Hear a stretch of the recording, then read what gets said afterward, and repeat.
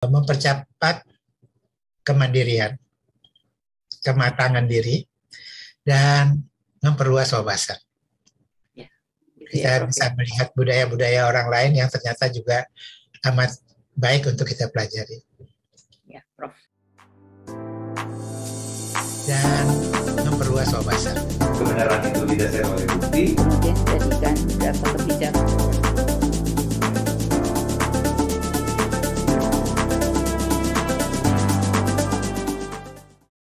Head Leaders, selamat datang di Buka Mata dan Dibuka Hati. Sebuah podcast tentang cerita kepemimpinan yang inspiratif dan inovatif di bidang kesehatan. Mulai dari diri sendiri untuk aktif membangun negeri. Saya Ratna Sitompul. Pada kesempatan pagi ini, siang ini, kita telah mengundang Profesor Samsur Rizal Zauzi. Beliau adalah seorang spesialis ahli penyakit dalam di bidang alergi dan imunologi. Beliau juga adalah seorang guru besar Fakultas Kedokteran Universitas Indonesia. Beliau pernah menjabat sebagai Direktur Utama Rumah Sakit Kanker Darmais. Beliau juga adalah salah seorang penggiat dalam membantu pasien-pasien dengan HIV. Dan kalau kita perhatikan nanti cerita beliau, banyak sekali cerita-cerita yang menunjukkan beliau adalah seseorang yang sangat peduli pada kemanusiaan dan sesuatu yang bisa kita jadikan contoh. Assalamualaikum warahmatullahi wabarakatuh, Prof. Waalaikumsalam, Prof. Ratna. Apa kabar, Prof? Sehat, Prof? Alhamdulillah baik. Mudah-mudahan Prof. Ratna dan semuanya juga baik. Alhamdulillah. Baik, Prof. Kita sebetulnya kami sudah sangat lama ingin menggali sedikit gitu ya, Prof ya, mengenal dengan lebih baik apa-apa yang Prof pernah kerjakan. Bisakah Prof menceritakan, Prof, awal mula Prof ingin menjadi dokter, kemudian sampai ditawarkan untuk menjadi staf pengajar, tetapi memilih pergi dahulu ke daerah selama beberapa tahun, Prof, sebelum kembali lagi menjadi staf pengajar. Kira-kira apakah yang melatar belakangi perbuatan Prof itu loh, Prof? Karena nggak banyak yang melakukan itu kan ya, Prof ya. Jadi terima kasih Prof. Ratna. Barangkali sedikit latar belakang keluarga saya. Saya dari keluarga sederhana. Ayah saya seorang guru, sekaligus merangkap seorang pedagang kecil. Dan saya merasa bersyukur sekali bisa diterima di Fakultas Kedokteran. Waktu saya lihat ada nama saya bisa masuk, itu saya bukan main bersyukurnya. Dan orang tua saya juga amat bersyukur. Apalagi situasi pada waktu amat beda dengan sekarang, Prof. Ratna. Jadi pertama, kita kalau masuk mahasiswa kedokteran, barangkali juga fakultas kedokteran lain, itu tidak praktis, nggak bayar kuliah. Bahkan dapat beasiswa. Jadi beruntung sekali mereka yang masuk ke fakultas kedokteran. Dan pada waktu itulah saya dalam rasa bersyukur itu berniat untuk menjadi sungguh-sungguh belajar sehingga bisa menjadi dokter, dan kalau menjadi dokter, kalau bisa menjadi dokter yang baik. Nah, dalam perjalanannya banyak hal yang sekarang ini nggak terbayangkan. Jadi waktu mahasiswa tingkat 3 itu kami diberi kesempatan jadi asisten. Saya, Prof. Sarwono, ada beberapa teman lain jadi asisten biologi. Kalau sekarang barangkali staf pengajar itu mesti S2 ya, asisten. Lalu jadi pagi kuliah, sorenya membantu praktikum mahasiswa tingkat 1. Kemudian tingkat 4, mau naik tingkat 5, jadi mau sarjana kedokteran, itu kita boleh melamar untuk menjadi staf pengajar. Mahasiswa loh, bukannya PPDS. Kalau Prof. Ratna kan diambilnya pada waktu PPDS, dilihat kerjanya baik, baru ditawarkan. Iya, Prof. Calon staf pengajar di penyakit dalam bersama dengan Dr. Talib, Dr. Heru, dan waktu itu Dr. Lesmana, berempat. Nah, setelah lulus sebenarnya langsung ambil spesialis. Setelah lulus spesialis itu saya tahun 76, harus langsung kerja kan. Waktu itu saya menghadap ketua departemen, waktu itu Prof. Utoyo Sukaton, apakah saya diizinkan untuk ke daerah dulu sebelum bekerja penuh di penyakit dalam. Ya, beliau bilang, kita kan tenaganya kurang. 1 tahun kita cuma dapat 4 staf pengajar. Sedangkan pekerjaan begini banyak. Memang ada alasan apa kamu mau ke daerah? Terus saya bilang, saya ingin mendapat pengalaman bekerja di daerah itu seperti apa, puskesmas itu seperti apa, terutama yang terpencil, sehingga kalau nanti saya mengajar, karena kan sebagian besar nanti kalau sudah lulus mahasiswa kita akan ke puskesmas, saya bisa membayangkan dan memberi arahan kira-kira bagaimana.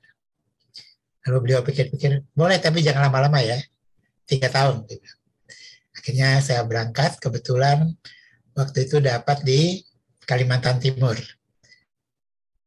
Kalimantan Timur itu kalau luasnya 1,5 kali Pulau Jawa. Dan saya sendiri, dokter spesialis penyakit dalam pertama, dan satu-satunya tentu di situ pada waktu itu. Nah, di situ kesempatan saya melihat daerah. Bisa pergi ke Berau, bisa pergi ke Pasir, bisa pergi ke Bulungan, biasanya dengan pesawat kecil. Dan disitulah bertemu dengan saudara-saudara kita yang tinggal di kabupaten-kabupaten yang terpencil. Jadi kalau Prof. Ratna bayangkan namanya rumah sakit kabupaten, itu pasiennya cuma 5 orang. 5 orang, Prof? Paling orang melahirkan, atau ada anak kecil, atau yang banyak adalah trauma karena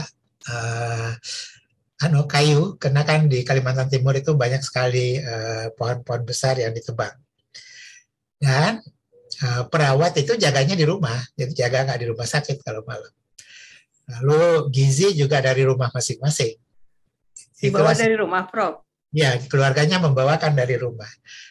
Tentu dengan nasihat dari dokternya, nggak boleh keras, nggak boleh apa.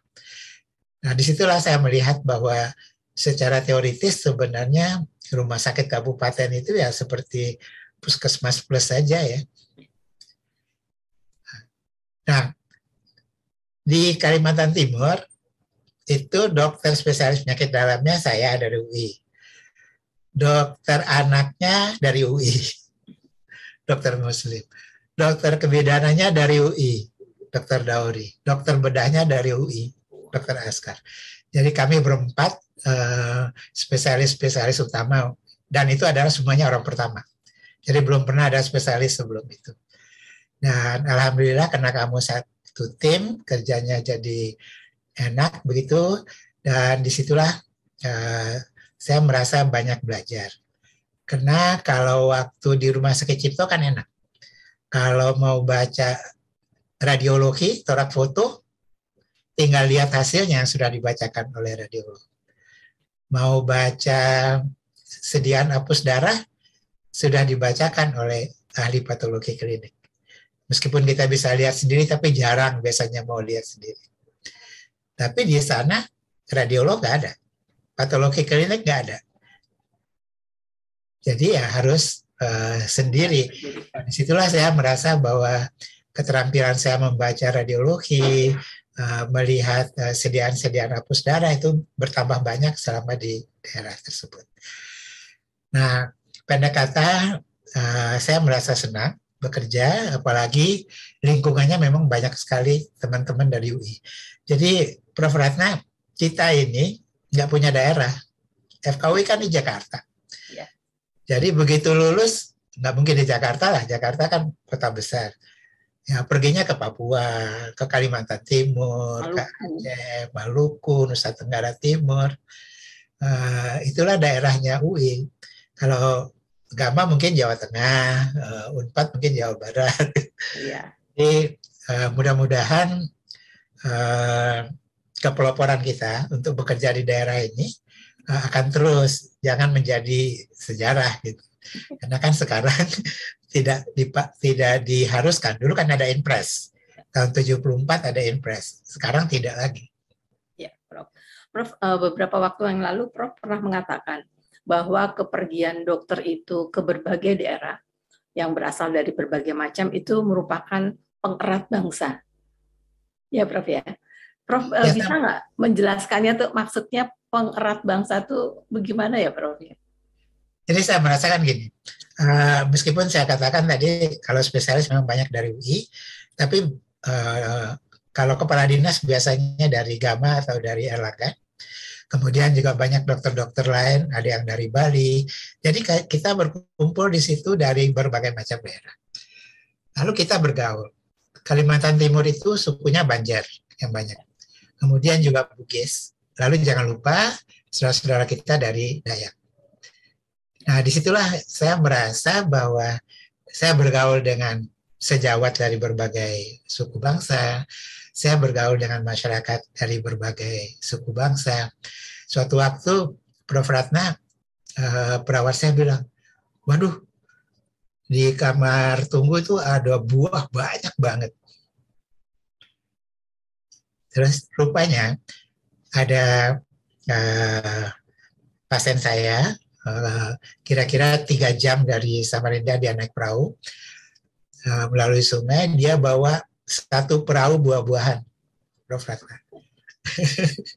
Karena dia berterima kasih, ada saudaranya, kalau nggak salah, peritonitis TB lah. Yang waktu itu dianggap sudah sangat berat sakitnya waktu masuk rumah sakit. Bisa sehat, bisa gemuk lagi, bisa kerja lagi. Ya TB ya, alhamdulillah. Tetapi kan beliau tuh terima kasih sekali. Dan dia kasih sesuatu yang amat berharga bagi saya. Gucci. Wah. Rasa terima kasihnya itu ya saya merasa terharu, dan disitulah persaudaraan kita sesama bangsa Indonesia itu terbentuk. Jadi banyak teman saya, misalnya Dr. Sarumpait. Dr. Sarumpait itu lulus penyakit dalam di FKUI, tapi dia kan dari Tapanuli. Tapi dia dokter penyakit dalamnya di Papua. Yeah. Jadi interaksi antar etnis, antar suku, itu sedikit banyak juga dimainkan oleh para dokter-dokter muda ini. Dan cukup banyak ada sejawat putri dari dinas di Nusa Tenggara Timur mau sekolah ke Jakarta nggak dikasih sama masyarakatnya. Mereka udah jatuh cinta. Jangan dok, udah kita udah merasa jadi dokter anak kita di sini, jangan pergi gitu. Begitulah akrabnya antara dokter dengan masyarakat, dan itu kita bisa bayangkan terjadi antar suku.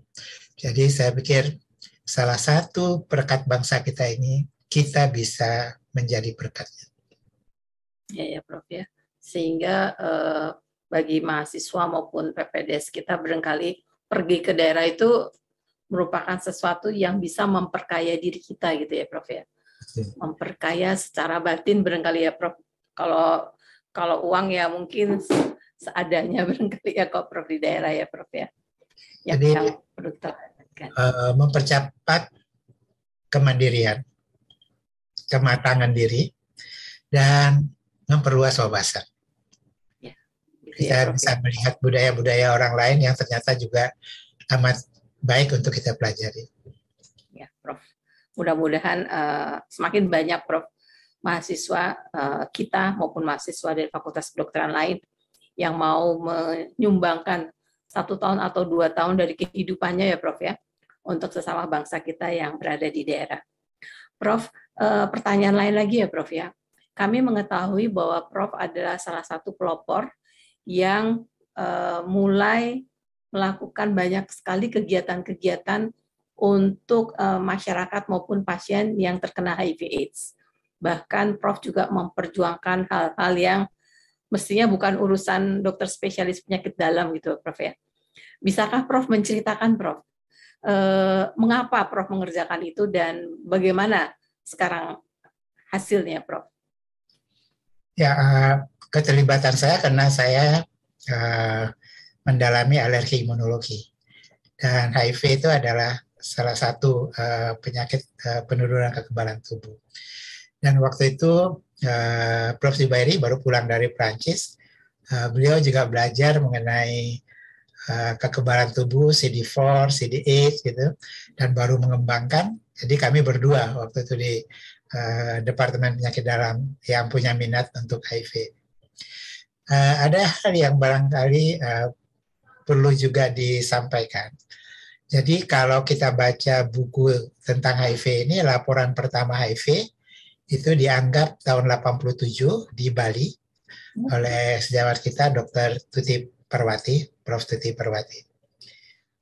Sebenarnya laporan pertama itu adalah di Jakarta oleh Prof. Jubairi. Itu pada awal 86.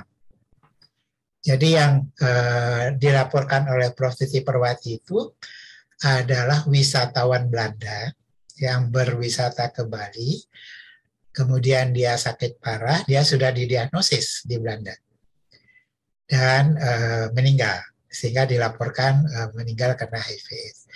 Ya, karena dia sudah didiagnosis di Belanda, dianggap diagnosisnya sudah tegak. Nah, Prof. Jubairi itu melaporkan di Jakarta seorang perempuan dengan infeksi oportunistik yang jelas, dengan anti-HIV yang positif. Tetapi pada keadaan waktu itu, diagnosis harus pakai pemeriksaan Western blot.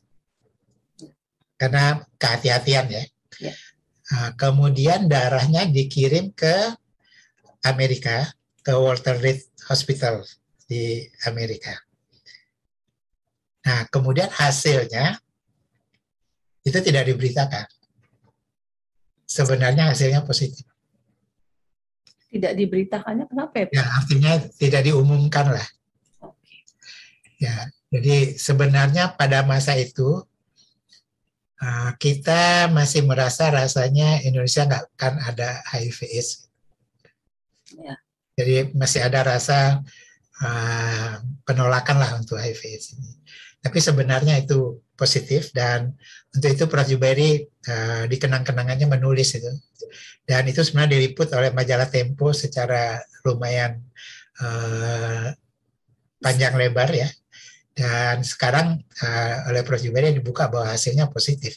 Jadi sebenarnya laporan pertama ada di Jakarta awal 86, kasusnya Indonesia. 87 laporan kasus orang wisatawan Belanda yang meninggal di Bali. Nah, pada tahun 86 laporan 86-87, berarti 2 tahun kemudian Pak Jubairi dan saya mendirikan Yayasan Pelita Ilmu. Itu satu yayasan yang memberi dukungan pada orang-orang dengan HIV karena keluarga dan masyarakat belum memahami, takut tertular. Sehingga mereka yang positif itu kadang-kadang nggak bisa pulang ke rumah. Stigma ya, Prof. Ya, stigma. Jadi kami mendirikan yayasan tersebut, dan salah satu kegiatannya membuat namanya rumah singgah. Jadi pulang dari rumah sakit, keluarga takut menerima, singgah dulu di rumah singgah kami. Lalu kami ada relawan, kebanyakan anak-anak muda dan mahasiswa. Mereka makan sama-sama, ngobrol sama-sama, kemudian mengundang keluarganya untuk makan bersama-sama di rumah singgah tersebut. Nah, keluarga terheran-heran. Keluarga pasien maksudnya? Keluarga pasien. Loh kok ini anak-anak muda berani-berani dekat sama orang dengan HIV.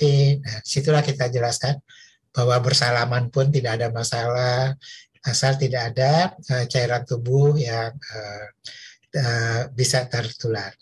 Akhirnya mereka mengerti, mereka bawa pulang. Dan lumayan banyak waktu itu yang singgah di sana. Artinya puluhan ya artinya. Jadi tetapi memang ada 5, terus pulang, datang lagi, pulang lagi, sampai akhirnya suatu waktu masyarakat mulai menerima bahwa HIV tidak menular secara biasa. Kemudian mula-mula sekali, Prof. Ratna, cukup banyak mahasiswa-mahasiswa kita atau mereka yang sudah bekerja di luar negeri itu pulang karena HIV, karena terinfeksi di sana. Nah, mereka pada tahun 97 itu obat antiretroviral sudah ada. Sebelum 97, belum ada obat antiretroviral. Orang dengan HIV, apalagi kalau sudah ada gejala, sudah AIDS, itu masa hidupnya antara 6 bulan sampai 2 tahun. Dan kalau kita di rata-rata di Indonesia itu cuma setahun, karena gizi kita pada umumnya buruk. Jadi boleh dikatakan kalau sudah kena AIDS, itu akan meninggal. Karena itulah di banyak negara, termasuk di Thailand, di Kamboja, dan kita juga menyiapkan namanya rumah peristirahatan. Maksudnya gimana, Prof, rumah peristirahatan? Rumah peristirahatan itu adalah rumah buat orang-orang yang sudah AIDS, yang akan meninggal beberapa, entah 6 bulan, entah setahun lagi. Ada yang tinggal dengan keluarganya, kalau keluarganya mau. Tapi kadang-kadang keluarga masih takut-takut, dan yang bersangkutan pun lebih suka untuk tidak bersama keluarga, tetapi bersama dengan teman-teman yang lain. Kami lihat itu contohnya mulai di Thailand, bahkan juga waktu ada kongres di Amerika, kita lihat di Amerika, itu biasanya di belakang rumah untuk peristirahatan itu adalah pemakaman. Ya, Prof. Nah, pelita ilmu juga membuat itu. Kami membeli tanah di Parung, membuat rumah peristirahatan, tetapi kami terlambat. Baru mau jadi rumah peristirahatannya, obat ARV ditemukan. Sehingga nggak jadi rumah peristirahatan yang di Parung itu. Ya, Prof. Nah, mengenai obat ARV ini ada cerita yang cukup panjang.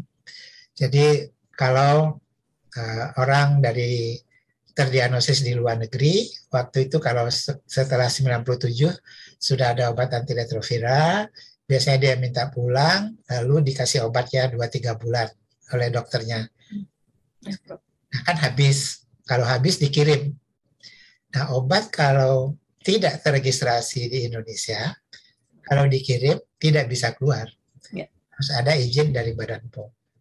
Karena itu obatnya tertahan di Bea Cukai, lalu biasanya mereka mengadu ke, waktu itu sudah ada Pokdisus AIDS, FKUI RSTM.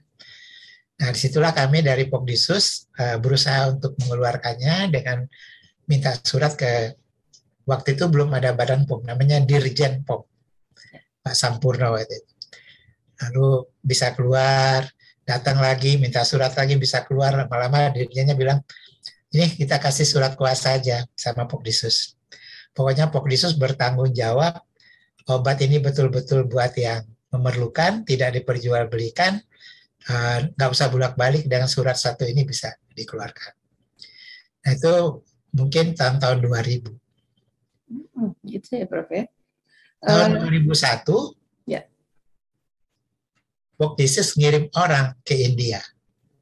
Karena India bisa membuat obat generiknya.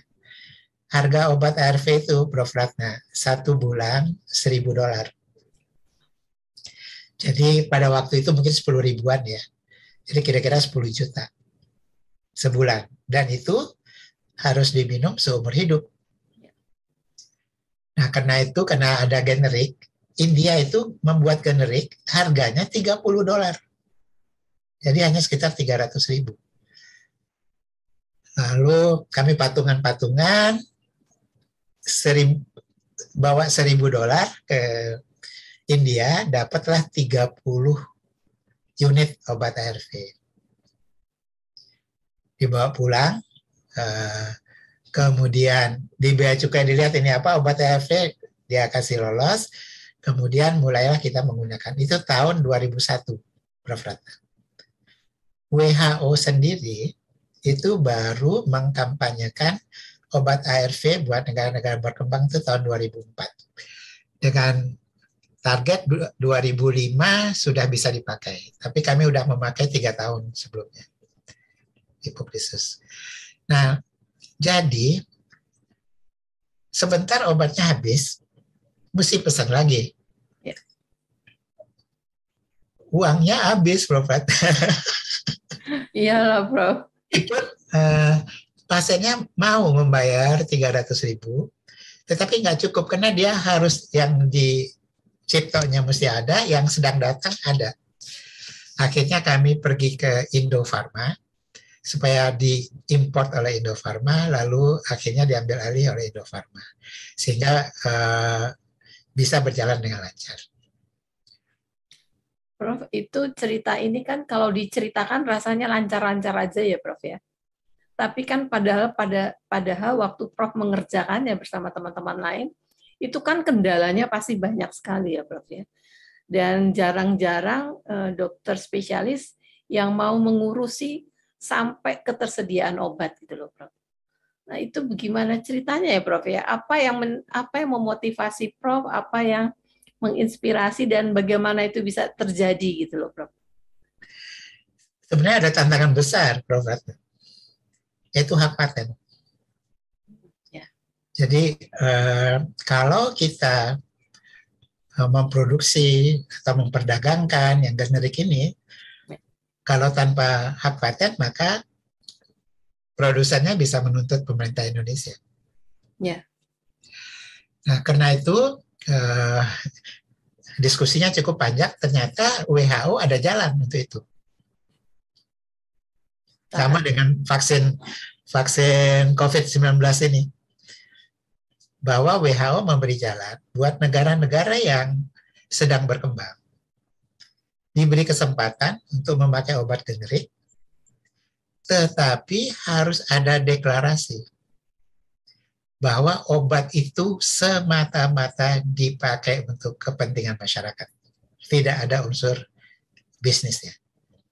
Nah, karena itu tantangan yang besar adalah bagaimana keluar keputusan presiden untuk menyatakan bahwa obat ARV itu diperlukan oleh masyarakat Indonesia dan oleh pemerintah akan dibagikan secara gratis ke yang memerlukan. Nah, ngurus Kepres itu yang lumayan panjang. Jadi untungnya ada beberapa hal. Waktu itu Pak Menteri Kesehatan Dr. Ahmad Suyudi, lulusan UI kan, alumni UI. Kebetulan satu angkatan sama saya. Tapi bukan berarti mentang-mentang kenal sama menteri lalu tidak sesuai jalur, tetap harus lewat dirjen. Untungnya Pak Sampurno, Dr. Andes Sampurno waktu itu dirjennya mendukung. Kemudian yang membuat kemudian bukan Indofarma, ternyata Kimia Farma. Karena kalau dihitung-hitung itu akan rugi. Yang memerlukan pada waktu itu hanya 300 orang. Bagaimana produksi obat untuk 300 orang meskipun tiap bulan. Tetapi Pak Direktur utamanya Pak Gunawan Pranoto waktu itu dia bilang salah satu tugas kami sebagai BUMN adalah melayani masyarakat. Nggak apa-apa rugi dulu. Sehingga dengan dukungan beliau-beliau ini, dan saya mesti sebut ada satu teman saya, Dr. Ance, yang dari farmakologi. Beliau waktu itu ada di staf di Dirjen Dirjen POM. Beliau lah yang bolak-balik ke Kementerian Hukum dan HAM dan ke Seknek, sehingga akhirnya keluarlah tahun 2004 Kepres mengenai obat ARV ini. Artinya kan Prof memiliki networking yang bagus ya, Prof ya. Networking yang baik, dan networking itu meletakkan kepercayaan yang sangat besar gitu, Prof ya, kepada hal-hal yang sedang Prof kerjakan. Nah, itu menurut saya membangunnya bagaimana ya, Prof ya? Sebenarnya Prof Ratna saya nggak sendiri. Ada Prof Jubairi, tadi ada Dr. Ance yang dari Farmakologi UI. Ada juga teman-teman yang memperjuangkan HIV ini dari LSM. Kemudian ada juga selebritis yang membantu kita. Jadi ini sebenarnya, dan terus terang aja media. media yang ikut memperjuangkan. Nah, semuanya kemudian membuka jalan sehingga akhirnya berhasil. Dan sekarang ini Prof. Ratna yang minum obat ARV secara teratur kira-kira 150.000 orang. Dari 300 ya Prof ya. Berkembang sedemikian besar dan alhamdulillah kita bisa menyediakan obat untuk mereka secara gratis seumur hidup ya Prof ya. Nah itu kan memang gimana ya Prof? Itu satu perjuangan yang menurut saya jarang dikerjakan orang ya Prof ya. Sampai harus bikin kepres, harus negosiasi dengan A dan B, pasti jalannya akan sangat sulit dan banyak kendala ya Prof ya. Ya, karena bersama-sama, dan yang positif itu adalah para pejabat yang berwenang itu kelihatannya mendukung. Ya, pejabat yang berwenang memahami permasalahan kesehatan ya Prof ya. Prof, kita beralih sedikit ya Prof ya. Saya ingin mengetahui sedikit pandangan Prof tentang kegiatan yang Prof kerjakan sebetulnya. Kami sering mendengar bahwa Prof itu melakukan diskusi dengan mahasiswa hampir setiap minggu, dan itu sudah berlangsung bertahun-tahun. Nggak banyak orang yang mengerjakan itu, dan kelihatannya mahasiswa menganggap kegiatan yang Prof kerjakan itu seperti oase gitu ya Prof ya. Seperti oase yang mereka ingin ketahui bagaimana layaknya atau apa yang akan dihadapi oleh dokter kelak di kemudian hari. Prof, bisakah Prof menceritakan Prof apa awal mulanya Prof mengerjakan itu dan bagaimana itu bisa berlangsung sampai sekian lama Prof? Apa yang menggerakkan Prof dan apa yang tergerak dari apa yang Prof kerjakan? Ya, waktu saya mahasiswa tingkat 2, dulu kan kita ada Prof kata bagian-bagian. Ya. Ada satu dosen saya di bagian faal, namanya Dr. Budi. Dia tuh mengumpulkan kami, nggak banyak sih, 10-15 orang di rumahnya hari Minggu. Terus bikin ada makanan, ada apalah, pokoknya seneng lah pokoknya kita. Dan beliau ini pelukis, Prof. Ratna. Jadi samping dokter dia pelukis. Dan satu hal yang saya masih ingat, yang beliau katakan, untuk melukis itu perlu kesungguhan dan melaksanakannya dengan penuh hati kita tuh penuh ke situ, barulah bisa lukisannya itu menjadi bagus.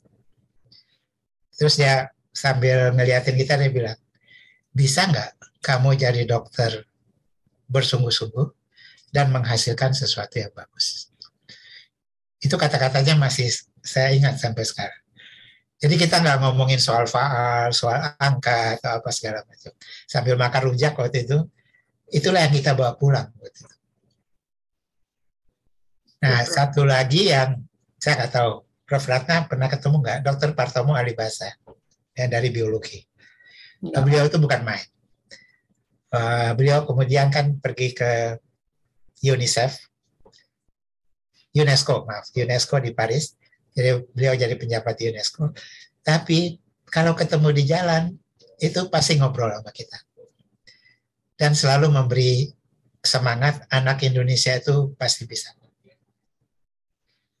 Nah, sebenarnya pertemuan dengan mahasiswa ini, terutama kedokteran ya, itu tadinya tujuannya untuk mengenalkan agar mahasiswa kedokteran ini lebih cepat mengenal dunia nyata. Ya. Jadi misalnya contohnya waktu itu ada beberapa orang yang bekerja di daerah sangat terpencil. Saya undang untuk cerita. Jadi nggak selalu saya yang menjadi narasumber. Bagaimana di satu pulau kecil naik perahu yang kadang-kadang ombaknya besar, beresiko, tapi dia tetap kerjakan tugasnya. Boleh dikatakan nggak ada uang. Ya, tetapi masyarakat tetap membantu dia nggak akan pernah kelaparan meskipun nggak punya uang. Dan itu memberi kesan yang bukan main buat dia. Atau bahkan saya pernah undang, kalau nggak salah, Prof. Muluk, yang setelah beliau jadi mantan menteri, saya tanya apa sih anaknya jadi menteri kesehatan, apa sih kesulitannya gitu ya. Beliau banyak sekali cerita yang lucu-lucu dan kesannya adalah ternyata nggak mudah jadi menteri. Karena hal-hal yang diminta kelihatannya sederhana oleh masyarakat untuk dilaksanakan itu kadang-kadang berbenturan dengan peraturan atau undang-undang yang ada.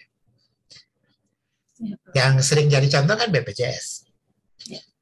Dari dulu banyak orang yang minta supaya BPJS jangan kuratif aja.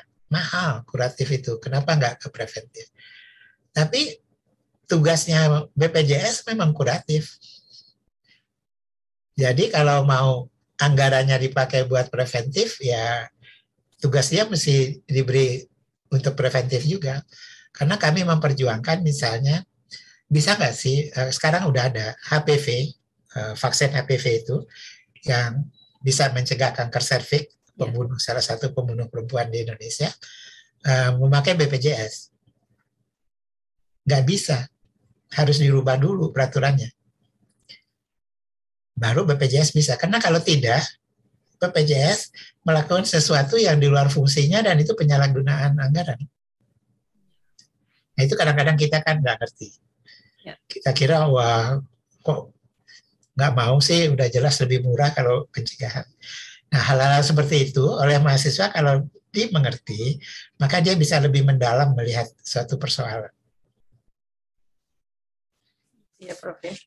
Jadi sebagai mahasiswa kita harus juga mempunyai pengetahuan hal-hal yang tidak terkait hanya kedokteran gitu ya Prof ya. Ya, dan saya ingat waktu Prof. Ratna jadi dekan kan, banyak sekali yang mau dirubah, tetapi tidak semua bisa kita rubah. Banyak aturan, banyak ini. Nah, alhamdulillah sebagian bisa kita kerjakan sama-sama. Tapi sebagian lain ya harus sabar menunggu. Dan itu juga perlu diketahui oleh mahasiswa kita, sehingga dia nggak menilai segala sesuatu itu dari superficial saja.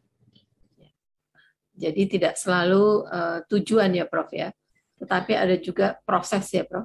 Proses dan prosedur. Proses dan prosedur. Proses itu mematangkan kita, prosedur itu ya juga hal-hal yang harus diperbaiki dan tidak bisa diperbaiki hari ini gitu barangkali ya Prof ya. Betul. Artinya Prof, Prof itu melaksanakan atau melakukan kegiatan juga terinspirasi dari staf pengajar Prof sendiri ya Prof ya. Betul, betul sekali. Jadi berarti fungsi kita sebagai staf pengajar itu betul-betul sebuah fungsi yang mesti dimaknai sangat dalam ya Prof ya. Betul.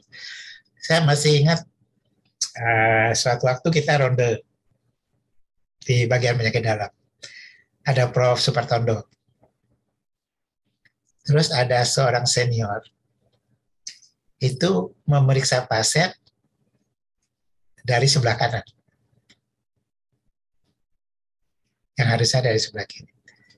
Jadi setelah ronde kita dipanggil. Meskipun kita senior, harus melakukan sesuatu secara prosedur. Bahkan sebagai senior kita membuat, kalau kita melakukan kesalahan, akan ditiru oleh banyak mahasiswa.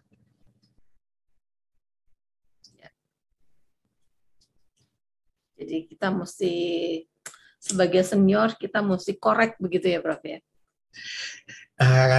Saya selalu ini kutip pada waktu kuliah dengan mahasiswa baru biasanya. Itu ada satu survei di Universitas Toronto. Mahasiswanya diminta berapa persen dari dosen-dosen atau seniornya itu yang dianggap berbeda waktu memberi kuliah dengan yang dilakukan di ruangan. Nah, jadi ternyata 61% itu mengatakan dia pernah melihat tidak sesuainya antara yang dikuliahkan dengan yang dilakukan di ruang perawatan atau di poliklinik. Jadi, dan yang menarik adalah yang berkesan bagi mereka bukan yang di ruang kuliah, tetapi apa yang dilihat sehari-hari di poliklinik atau di ruang perawatan. Gitu ya, Prof. Apa yang dikerjakan gurunya itu yang melekat di di memori mereka ya, Prof. Ya. Jadi kita mesti hati-hati betul ya, Prof. Karena digugu dan ditiru itu ternyata melekat dalam bagi mereka. Waduh, ini sekali nih, Prof. Seru sekali ceritanya. Prof, boleh tanya yang lain lagi ya, Prof ya? Karena banyak sekali yang kita ingin gali dari Prof ini sebetulnya. Prof, beberapa waktu yang lalu, mungkin tahun berapa ya? Tahun 1900-an ya, Prof ya? Prof pernah berkunjung ke Kuba. 2002. Prof pernah berkunjung ke Kuba, mungkin beberapa kali kalau nggak salah ya, Prof ya? 4 kali. Wah, 4 kali. Kalau orang ke Amerika 4 kali barangkali biasa aja ya, Prof. Tapi ke Kuba 4 kali, mestinya ada sesuatu yang sangat menarik di Kuba itu. Dan setelah Prof pergi ke sana, melihat, membandingkan dengan Indonesia, sekarang bagaimana Prof keadaan, apa yang oleh-oleh Prof dari Kuba itu untuk kita? Jadi tahun 2002 itu ada rombongan dari Kementerian Kesehatan ke Kuba, diantaranya untuk HIV dan kanker. Karena waktu itu pencegahan HIV di Kuba cukup baik, begitu juga untuk kanker. Nah, saya diikutkan, jadi saya anggota rombongan, jadi dapat biaya dari Kemenkes. 2 minggu kalau nggak salah kami di sana. Nah, sudah selesai, sudah kembali, saya melanjutkan terutama untuk kanker, karena waktu itu saya dengan yang lain-lain di manajemen rumah sakit kanker Darmais. Jadi kami lanjutkan kerjasama sehingga saya kembali lagi ke Kuba untuk bagaimana kemajuan biotek dalam bidang kanker ini bisa kita kerjakan juga di Indonesia. Dan salah satu juga adalah kerjasama pembuatan vaksin waktu itu dengan Bio Farma. Nah, ada 2 hal yang saya lihat di Kuba yang kayaknya aneh gitu. Pertama adalah program kesehatan masyarakatnya amat kuat. Sehingga dalam program kesehatan masyarakat ini akhirnya bukan hanya di bidang kanker, diabetes. Prof. Sarwono itu pernah ke Kuba untuk melihat bagaimana amputasi kaki itu bisa dicegah gitu. Karena di kita masih banyak sekali kaki diabetes yang harus diamputasi. Prof. Suhartati juga pernah melihat bagaimana onkologi dijalankan di sana. Banyak saya rasa senior-senior lain, Prof. Pratiwi juga kalau nggak salah pernah ke sana. Yang 2 hal. Pertama, di kesehatan masyarakatnya efektif, bagus, tetapi juga dalam bidang bioteknya mereka juga maju. Nah, kemudian Kedutaan Kuba tuh pernah memberitahu bahwa dia menawarkan sebenarnya untuk remaja-remaja Indonesia untuk sekolah kedokteran di sana. Tapi nggak pernah ada yang ngambil. Ya, saya ngerti lah kalau orang dapat beasiswa ke Prancis atau ke Inggris atau ke Amerika, kalau Kuba nggak kebayang gitu gimana. Tapi kemudian saya bilang, saya coba deh cari calonnya. Kebetulan kan Pelita Ilmu itu punya pelita desa. Jadi banyak kontak dengan desa-desa. Saya kirim surat ke sekolah-sekolah di desa-desa. Ada nggak anak desa yang mau sekolah kedokteran di Kuba? Banyak sih anak desa yang di Gama, di UI, di mana. Tapi biasanya harus pinter banget gitu kan. Ya. gampang. Ternyata ada. Kemudian diseleksi, mereka lulus, ada 9 orang dari desa yang sekolah kedokteran di Kuba. Namanya Sekolah Kedokteran Internasional, karena ada banyak negara yang sekolah di sana. Itu ada dari yang namanya Jampang. Jampang itu satu desa sekitar 3 jam dari Sukabumi. Ada yang dari Sumbawa, ada yang dari Nusa Tenggara Timur, ada yang dari Sumatera. 9 orang, yang sudah kembali 5 orang. Sudah selesai, tapi tentu dia harus seperti biasanya nanti menjalani adaptasi dan ujian nasional sebelum bisa praktek. Jadi memang untuk kesehatan saya rasa di samping Sri Lanka, Kuba adalah salah satu yang patut kita contoh dengan biaya yang, karena Kuba kan bukan negara kaya. Dia indikator kesehatannya baik, angka kematian bayi, angka kematian ibu, usia harapan hidup, itu dekat-dekat sama Amerika. Ya. Dengan biaya yang jauh lebih murah ya, Prof? Ya, sangat murah ya. Jadi ada 9 orang Indonesia yang belajar di Kuba ya, Prof ya? Yang tinggal nih sebentar lagi pulang, bulan ini 1 lagi, jadi tinggal ada 4 yang belum kembali. Karena mereka berangkatnya juga belakangan. Ya. Berarti banyak sekali yang bisa kita pelajari dari Kuba itu ya, Prof ya. Tapi betul-betul melaksanakan seperti yang mereka kerjakan, kita butuh waktu dan butuh komitmen yang tinggi begitu ya, Prof ya. Dari seluruh pimpinan yang terkait kesehatan, barangkali begitu ya, Prof ya. Ya, karena saya pernah 4 kali ke Kuba, sedikit banyak saya melihat hal-hal yang patut ditiru dan hal-hal yang mungkin kurang patut ditiru. Ada juga ya, Prof. Ya, misalnya kan hubungan muda-mudi sana amat bebas, ya longgar. Nah, karena itu kalau mau ngirim anak SMA, kita kirim kan lulusan SMA. Ya, masih muda sekali. Masih diwanti-wanti banget gitu. Jangan yang ditirunya malah yang hal-hal yang seperti itu. Tapi semangat belajarnya, bagaimana mengabdinya, jadi sebelumnya memang harus diberitahu. Dan untungnya, anak-anak desa ini sebagian, Prof. Ratna, ada 4 orang kalau nggak salah, itu lulusan pesantren. Sekolah menengah Islam terpadu. Jadi lumayan lah kita berharap tidak gampang tercemar. Gitu. Mudah-mudahan. Ininya sudah kuat ya, Prof ya. Dasar-dasar fondasi agamanya sudah kuat ya, Prof ya. Ya, mudah-mudahan kita suatu hari kelak mampu mencapai apa yang di kualitas kesehatan yang dicapai oleh negara lainnya, Prof ya. Prof, ada beberapa hal yang ingin saya tanyakan kembali nih, Prof. Prof tadi menceritakan tentang pelita ilmu, dan dari pelita ilmu itu berbagai macam kegiatan seperti remaja desa, pelita desa, dan hal-hal yang tidak secara langsung terkait dengan pasien, tetapi sangat terkait dengan kemanusiaan barangkali ya, Prof ya. Jadi kelihatannya Prof itu sudah merambah di luar kesehatan. Jadi ketertarikan Prof ada kemanusiaan, berusaha membantu, itu sangat unik dan sangat istimewa, Prof. Yang menjadi pertanyaan saya adalah dari mana Prof energinya untuk melakukan itu? Saya membayangkan pasti sulit, pasti mencari uangnya untuk membantu mereka. Ya pasti susah lah, Prof ya.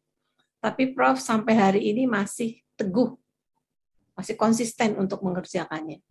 Itu bagaimana ya, Prof ya? Ya, sebenarnya mungkin salah satu karena tadi saya suka kontak dengan remaja. Apakah mahasiswa kedokteran kan remaja, atau yang bukan kedokteran berarti remaja, remaja kota, remaja desa. Nah, saya pernah belajar secara tidak langsung mengenai keterampilan hidup. Jadi saya rasa itu mungkin tahun 96. Saya pernah dengar satu ceramah yang menarik sekali dari seorang alumni ITB, Insinyur Bukhari Nasution. Dia mendalami tentang keterampilan hidup. Yang saya ingat adalah, ya ini semacam soft skill sebenarnya. Bagaimana kita sebagai seseorang itu harus punya cita-cita, kita harus pandai membagi waktu, kita harus bisa berkomunikasi, kita harus bisa melihat peluang dan sebagainya. Kemudian saya menyempatkan diri untuk ketemu beliau, lalu saya diberi banyak buku karena dia keliling ke Inggris dan ke Amerika untuk belajar keterampilan hidup. Dan kemudian saya sendiri mencoba mendalami keterampilan hidup ini, dan inilah yang saya komunikasikan dengan remaja, baik dia mahasiswa kedokteran, baik dia remaja kota maupun remaja desa, bahkan juga dengan remaja-remaja yang punya kesulitan-kesulitan, punya persoalan-persoalan. Nah, sebenarnya kesehatan dan pendidikan itu kan dekat sekali. Apalagi saya dapat kesempatan jadi staf pengajar kan. Nah, jadi intinya di situ barangkali Prof. Ratna. Jadi saya merasa senang melatihkan keterampilan hidup ini. Saya merasa senang remaja bisa diajak untuk juga bicara-bicara mengenai kesehatan. Jadi saya pernah membayangkan, Prof. Ratna mungkin pernah lihat ya, banyak remaja yang remaja putri yang direkrut oleh perusahaan rokok, kemudian diberi rokok, disuruh tawarkan ke remaja-remaja putra. Pernah lihat nggak? Mereka berpakaian yang cukup menarik, rapi, terus tawarkan pada remaja putra. Jadi kadang-kadang saya sedih juga, karena mereka mungkin mengerjakan itu karena dapat upah ya, karena mengharapkan uangnya. Lalu remaja putra ini kena yang menawarkan remaja putri, gak enak kalau nggak nolak, mungkin dia belum pernah merokok, akhirnya dia coba merokok. Nah, bayangan saya justru adalah bagaimana remaja-remaja bisa keliling kemana-mana, ketemu dengan orang merokok, dia bisa ngajak ngomong orang itu untuk bisa berhenti merokok. Jadi sebagai relawan-relawan kesehatan kita. Suatu waktu mudah-mudahan bisa. Kemarin saya baru bicara dengan Ikatan Senat Mahasiswa Kedokteran untuk membicarakan bagaimana para mahasiswa kedokteran, yang saya tahu waktunya amat sempit ya, tapi mungkin bisa menyediakan 1-2 jam dalam seminggu menjadi suatu relawan kesehatan. Prof ya. Prof, ini menarik sekali Prof ya, karena gimana ya Prof ya, apa yang Prof kerjakan itu menurut pendapat saya beyond kesehatan, beyond pendidikan gitu loh Prof. Karena kan memahami remaja, kemudian mengusahakan agar mereka mampu mempunyai keterampilan hidup sehingga tidak terperosok ke dalam pekerjaan-pekerjaan yang kurang baik, begitu Prof ya. Itu kan membutuhkan apa ya Prof? Membutuhkan suatu keterampilan yang khusus. Padahal pada waktu itu Prof tidak mempunyai jabatan yang terkait khusus remaja gitu misalnya. Misalnya Menpora atau Deputi Menpora atau jabatan-jabatan yang membuat Prof perlu melakukan itu dan memberikan hasil yang baik gitu Prof. Nah, sebetulnya yang ingin saya tanyakan, apakah untuk melakukan kegiatan-kegiatan yang baik seperti Prof kerjakan itu harus punya jabatan atau nggak punya jabatan sih Prof? Saya rasa setiap orang mudah-mudahan dimanapun posisinya bisa menyumbangkan sesuatu. Apakah besar atau kecil ya tentu berbeda. Kalau dia punya kewenangan mungkin dia bisa lebih besar menyumbangkan sesuatu. Tapi bukan berarti kalau kita nggak menduduki satu jabatan kita tidak mungkin melakukan sesuatu. Mungkin ada hubungannya. Saya menganggap bahwa ini Prof. Ratna bisa lihat nggak ya? Ini ada buku namanya Kuliah di Masyarakat. Ya. Jadi saya menulisnya, yang saya gambarkan adalah kuliah itu bukan hanya di kampus. tetapi juga di masyarakat. Dan bahkan memang kita kalau kuliah di kampus kita mendapat kuliah yang terstruktur, sudah dibuat kurikulumnya sedemikian rupa sehingga efisien. Tapi kuliah di masyarakat itu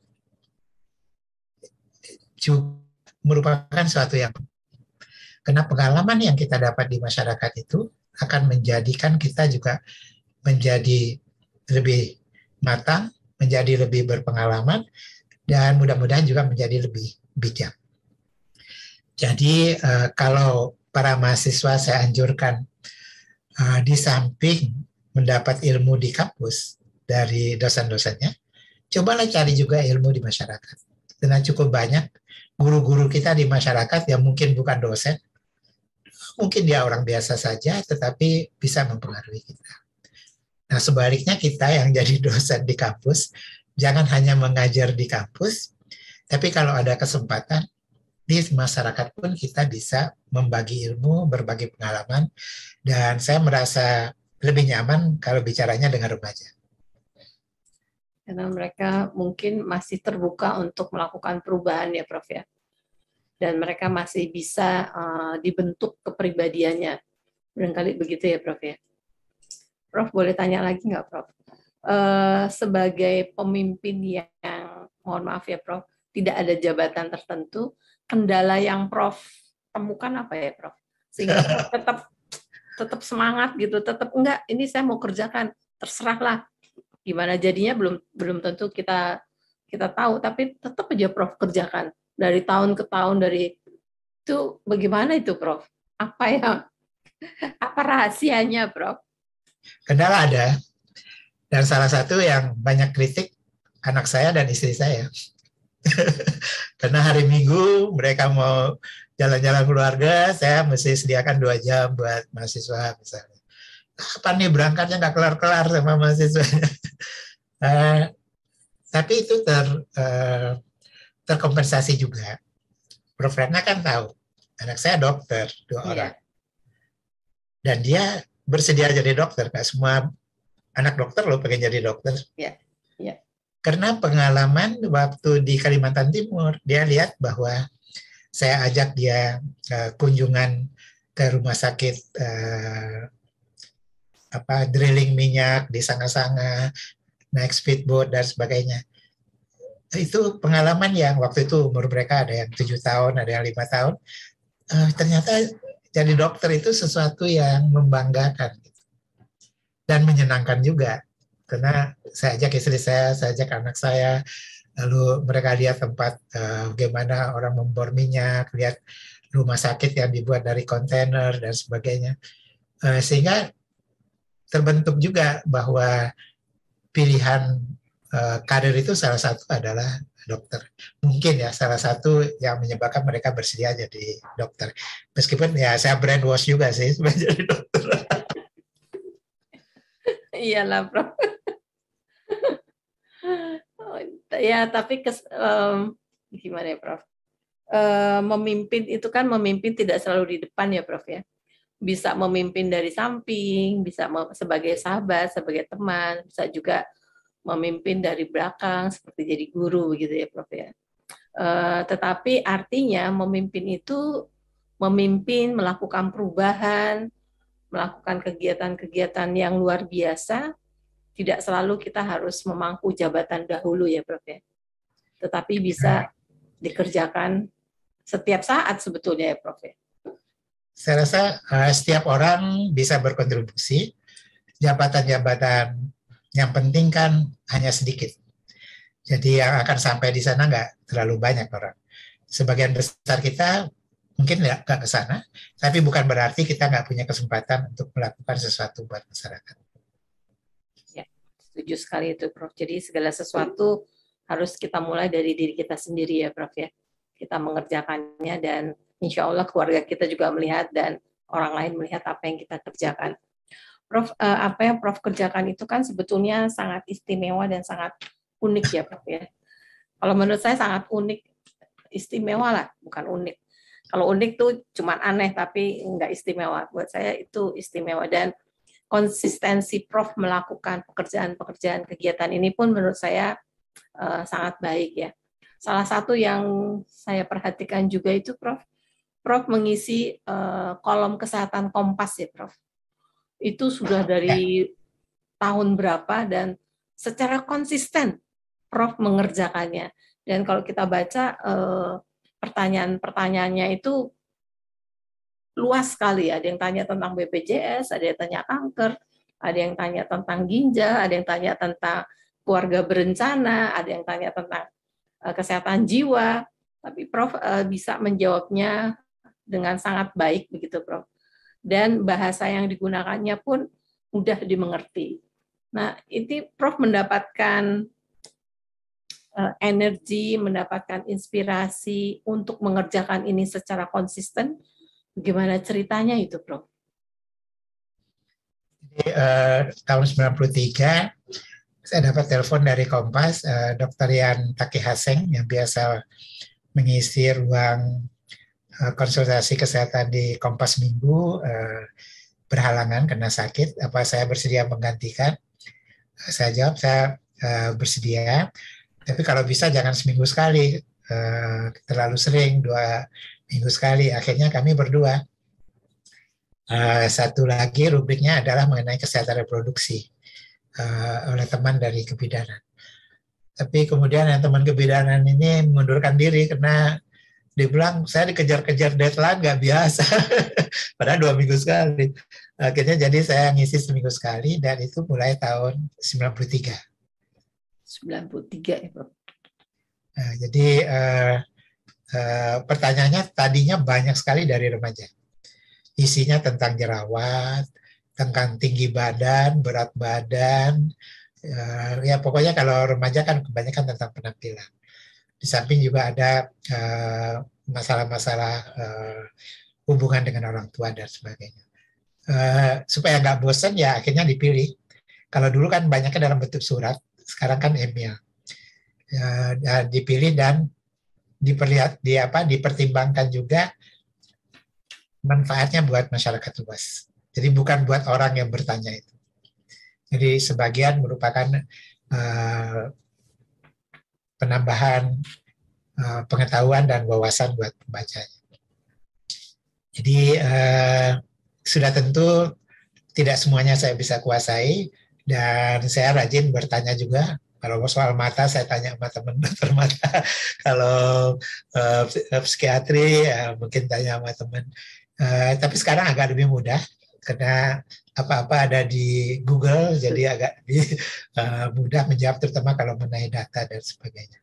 Tapi saya merasa bahwa komunikasi itu memang entah lisan atau tertulis itu perlu kita tingkatkan karena mungkin Prof. Ratna ngelihat sekarang masyarakat itu membaca apa saja dan harus pandai memilih mana yang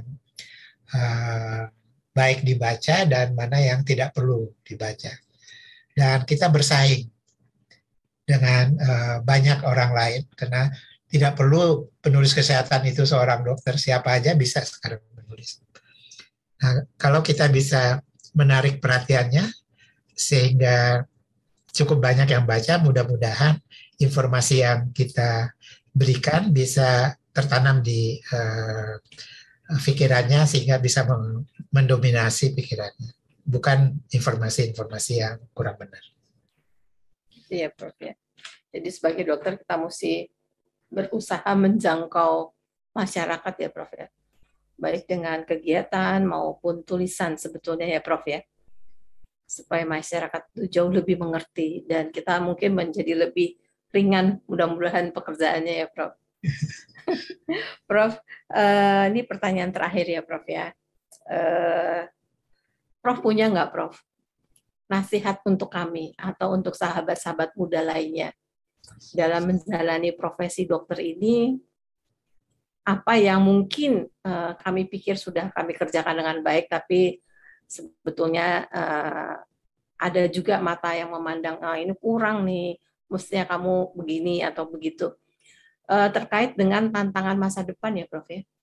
Saya membayangkan bahwa dari zaman dahulu sampai zaman yang akan datang, masyarakat tetap mengharapkan sebagai dokter, ya dokter mesti pandai lah, mesti cerdas, mesti kompeten lah.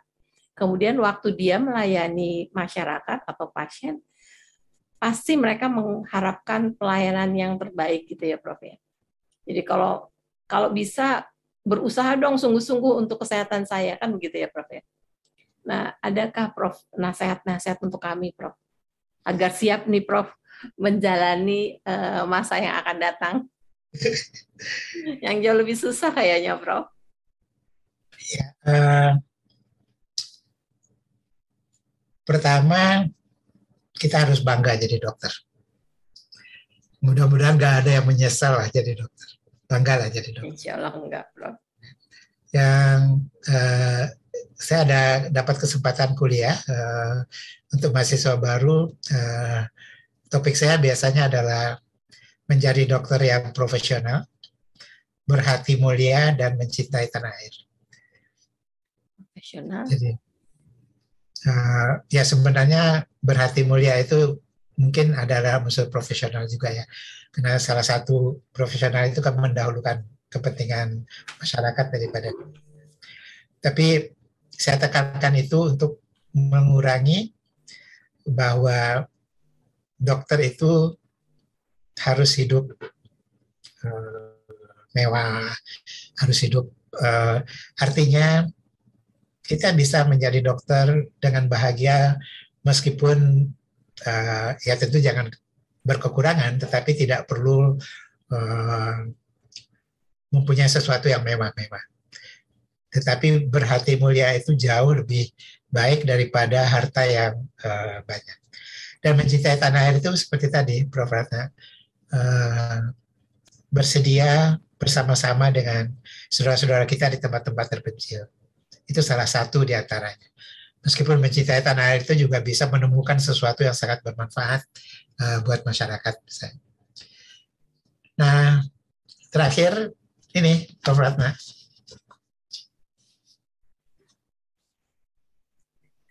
Sedikit Prof, rumah kedua kita. Rumah kedua. Jadi jadikanlah, ini khususnya buat FKUI RSTM, FKUI RSTM ini sebagai rumah kedua kita. Rumah pertama kita ya mungkin di Rawamangun, mungkin di Kebayoran, atau di mana. Tempat kita pulang dan tempat kita merasa nyaman. Dan selalu kita usahakan lebih nyaman lagi. Hendaknya rumah kedua kita adalah FKUI RSTM. Tempat kita berkarya, tempat kita mendidik generasi muda, dan kita usahakan semakin lama semakin nyaman. Terima kasih banyak Prof. Kita harus memiliki rumah kedua ya Prof ya. Jadi tidak menganggap FKUI dan RSTM ini hanya sekedar tempat bekerja ya Prof. Tetapi memang tempat kita, ya rumah kita. Kalau kita punya rumah, kita menginginkan rumah kita semakin hari semakin bagus, semakin hari semakin baik, gitu ya Prof. Jangan cuma ngeritik dekan aja, ngeritik direktur rumah sakit aja, ini kurang, itu kurang. Jadi kita bersama untuk melengkapinya, menyempurnakannya. Ya. Kita harus merasa bahwa, bukan merasa, harus membuat bahwa FKUI dan RSTM ini adalah rumah kedua kita ya Prof. Kalau boleh share sedikit ya Prof ya, beberapa waktu yang lalu, udah agak lama nih Prof, ada suatu peristiwa di mana seorang dokter sedang menjalankan pekerjaannya tenggelam di perairan Papua. Kemudian karena sebetulnya dia adalah orang Jakarta, oleh keluarga jenazahnya dibawa ke Jakarta. Dan pada waktu itu kami minta untuk disemayamkan sejenak di FKUI.